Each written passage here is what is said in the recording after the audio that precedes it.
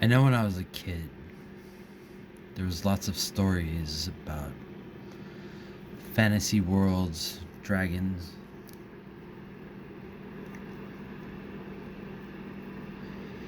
I never really cared too much about dragons. I always thought they were kind of strange. They're too tall,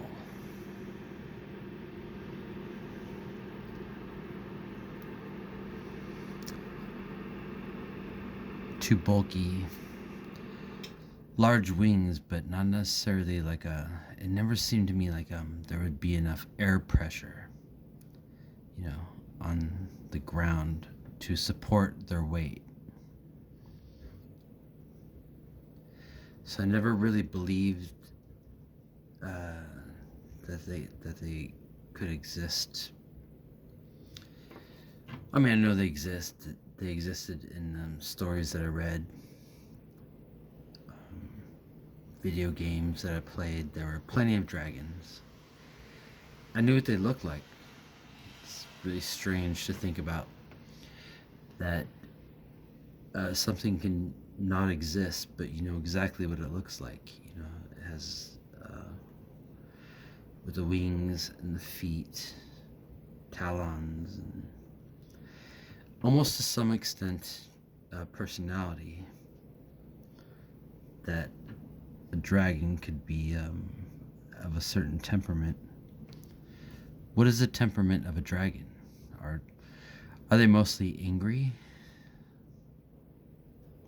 You would think that something filled with so much fire that has the ability to control fire would, you know, be of a very angry or fiery temperament. Um, but you'd be surprised. And I guess a lot of it has to do with like how it's, you know, who the author is, because they're a creature that's completely created by people. They don't exist, so it's not like, you know how cats are. Cats are very mostly loving. Cats are very loving.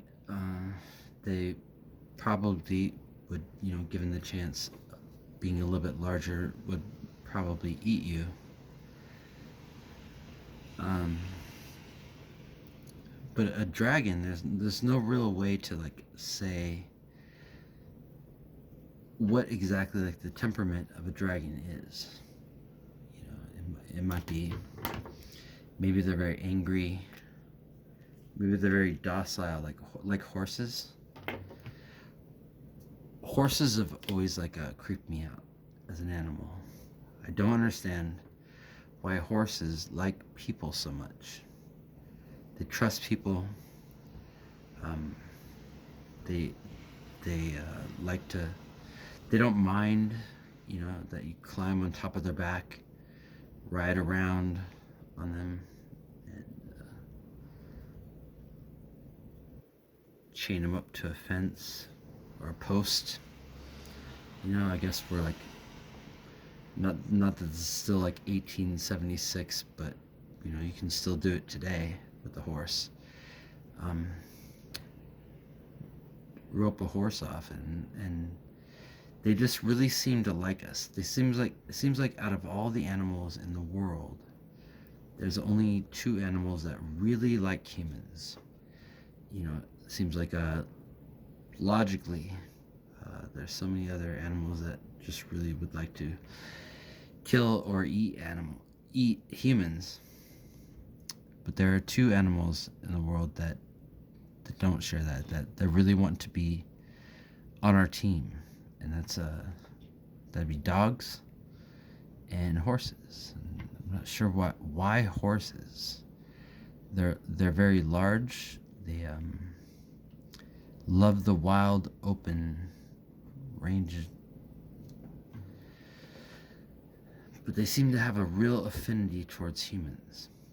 You know, it's not about like what their natural disposition is, but it's what is their natural disposition towards humans. You know, like it's pretty much dogs and horses. Some people might think cats. You know, cats have You know, we love cats, and cats seem to love us, but they really don't. I really don't think cats love us. I don't think that's a shock to like a lot of people who like myself who love cats. Realize that they're just waiting for us to die so they can eat us. Sorry, this is supposed to be PG-13, but it's the absolute truth. If cats were just a little bit larger, they would most likely, eat us.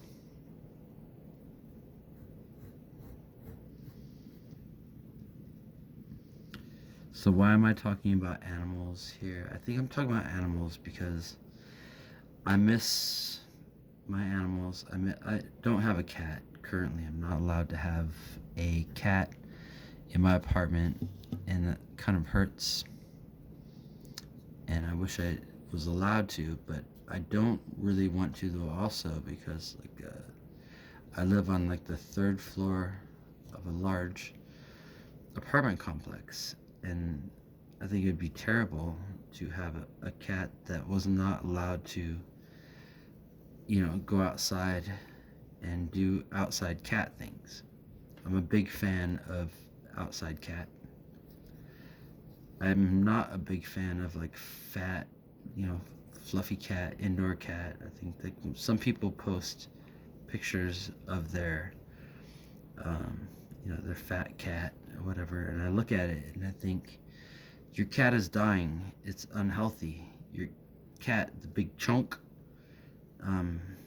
yeah, you're feeding it too much. This is not how cats eat in the wild. You're doing it a disservice, and it makes me sad a little bit. But if I have a cat, I would like it to be able to go outside and and be a cat and do cat things. I mean, you're a human, you're a person. Like, if a cat was to hold you captive, wouldn't that be wild? If you're held captive by a cat, can you imagine if the cat never allowed you to, I guess, use Facebook or your phone?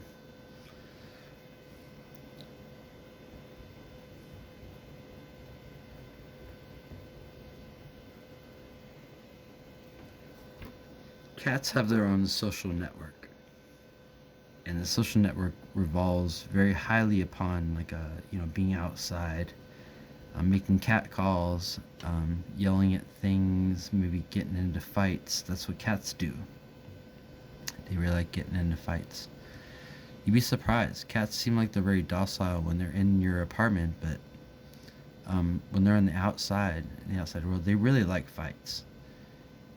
Um, if you've ever seen a cat stand up to any type of animal, whether it's an alligator or a dog or anything, a cat will fight. A cat will not back down. A cat will initiate the fight and continue the fight regardless of the animal. I saw a video of a cat fighting a crocodile.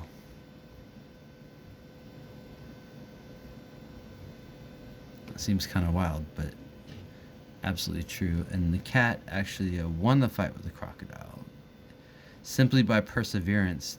The crocodile was like, I don't think I want any of this, and retreated back to the water.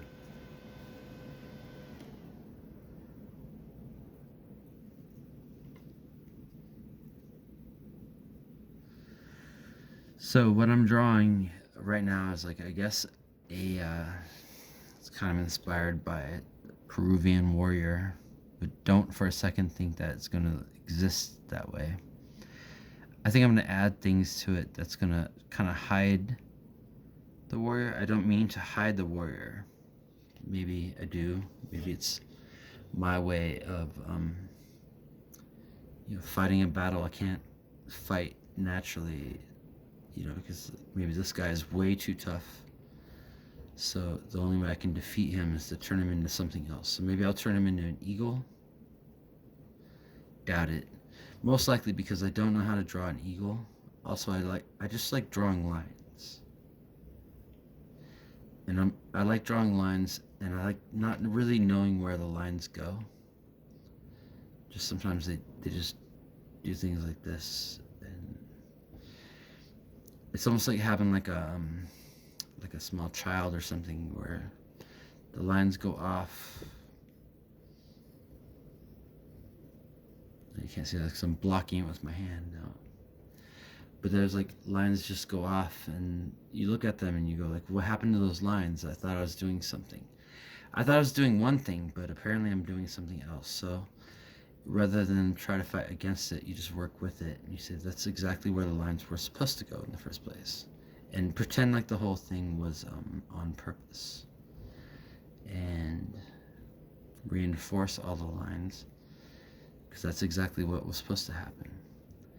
Because sometimes things happen. Sometimes things happen in life, and we wonder, that that's not the way it was supposed to go. And we spend a lot of time thinking about like how things are supposed to go, and but life always like makes things go differently. And we don't spend enough time, I don't think, like just looking at the way things end up going, and taking that and rolling with it and going, well, that's just what it is now. Not sure what this is. It was going, like I said, this is going to be an eagle, I thought, but now it's I'm not sure what these are, but let's just go with it, because this is what it is now.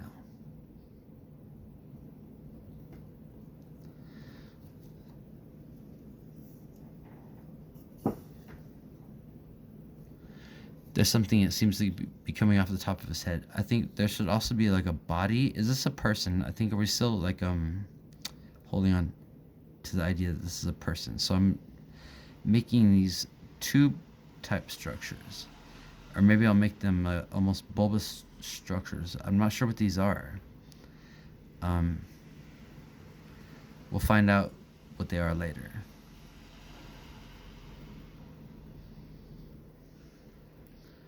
In the meantime, we are going to maybe make this a little bit stronger. We absolutely love this line. It's mostly about lines. Like, there are tons of lines. Lines are beautiful. It's amazing what you can do with lines, that you can make a line go one way and then it goes another way. Like this line went completely the wrong way, so I'm not sure what to do with it. But sometimes it will go a different way and then become something completely else. And the key to it is not to fight or try to decide what the line should do, but just to roll with it. Just roll with it, and realize that all of the lines they're supposed to be there.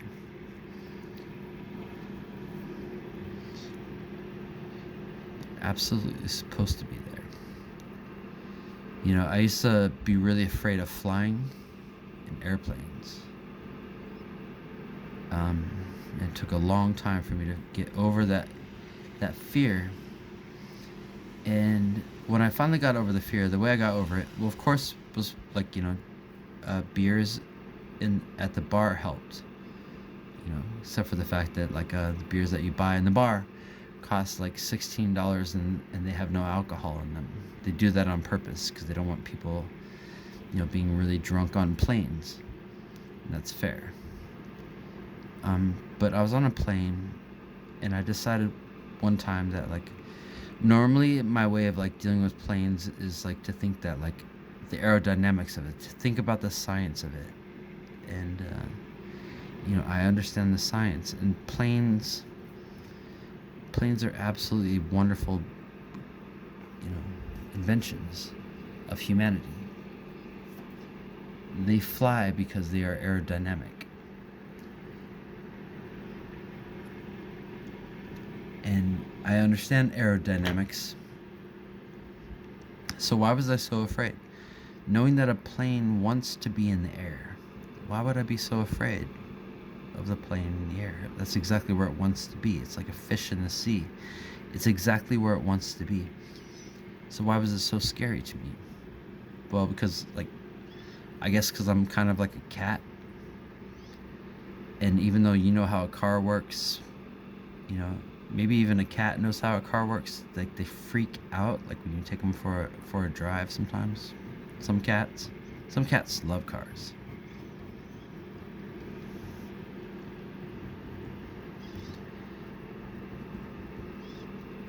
But I realized that it was kind of a control thing. That the problem with the reason why I was so afraid of planes is that because I was not in control. And I wasn't sure who was in control. And in those large planes, you know, you're not sure that anybody's in control. They're controlled by, you know, machines. But I took a airline to Atlanta, Georgia, which is a beautiful place, by the way. It's a beautiful state. Georgia is a beautiful state. Atlanta's a wonderful city. But it was a very long flight, and it was the longest flight I've ever took.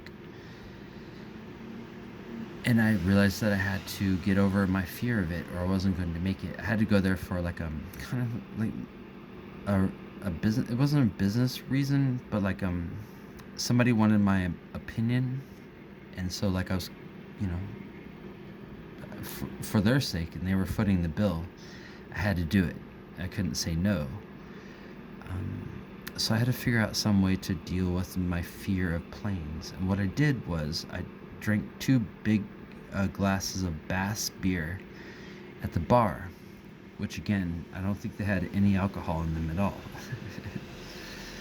But when I got on the plane, I thought to myself, I don't have any control over this anymore.